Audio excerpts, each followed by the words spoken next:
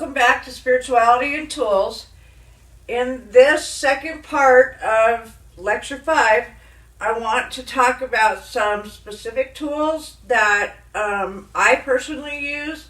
I also want to talk a little bit about tools that maybe some other practices and religions use as well. Your spirituality does not have to be dependent on one particular tradition or one particular religion. We of the Order of Centaur believe that you can be eclectic, and it's perfectly fine to gather little bits of truth and wisdom from each different tradition or religion and incorporate them into your own spirituality.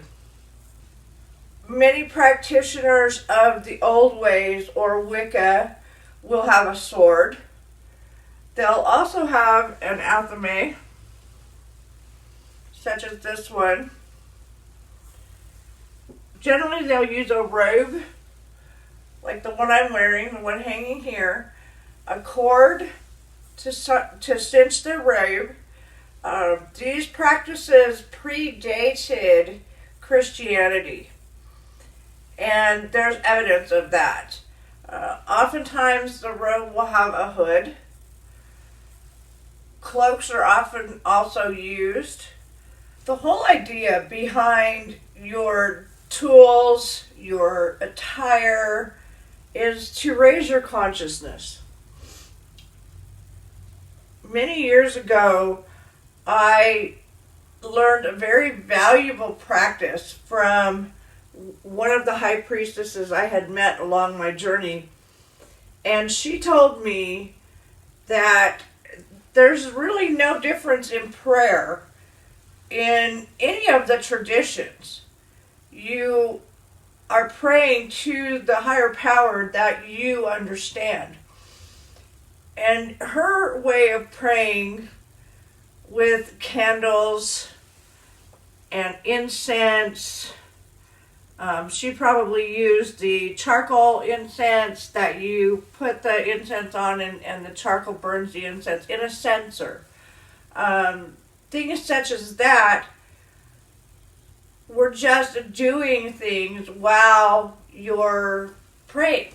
So that kind of clued me in to a different form of spirituality that I could take into myself and not have to follow one set tradition.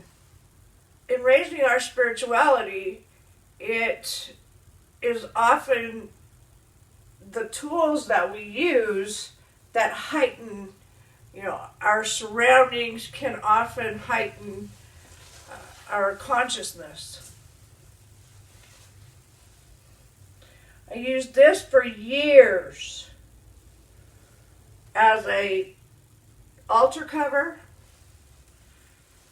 and I still hold it very valuable and would use it again if I needed it. It has all of the zodiac on it. It has the sun and the moon and the planets. Another very valuable tool has been the Farmer's Almanac, believe it or not. The Farmer's Almanac helps us to know which days are good for what particular prayers or rituals. Most practitioners will have what they call a book of shadows. I've gone through many books of shadows. Different binders that I've created and put together to put bits and pieces of wisdom in. And as I started my journey long before the computer age, things were not as easy to come by before the internet.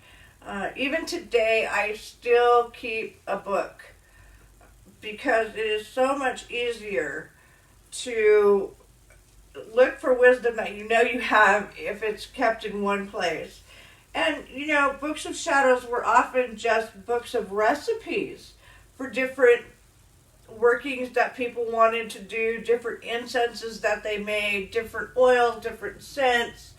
And all of these things affect your consciousness. They can also be used together to create desired ends. Some practitioners use tarot cards, and that's a great divination tool. Other items might be a wand. Some use wands. Some use crystals and stones, such as these. Some people use even a magic mirror and scry with a mirror. And all of these things are just set to basically raise your consciousness to the level that you feel that your prayers are going to the place where they're supposed to go. Christians use incense, and they also have many things on their altar as well.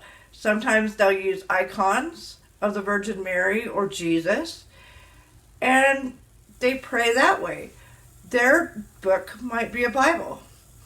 Also, a bell could be a great tool, depending on the ritual that you plan to do. But again, this is an overview, so I don't want to delve deeply into any particular one tool. But instead, I wanted to give a brief overview of all the tools. So you'll be able to find a whole list of tools in the lecture notes, and you get to choose, and you can make your own tools and put your own personality into the tools that you use for your spirituality. There isn't any one set way.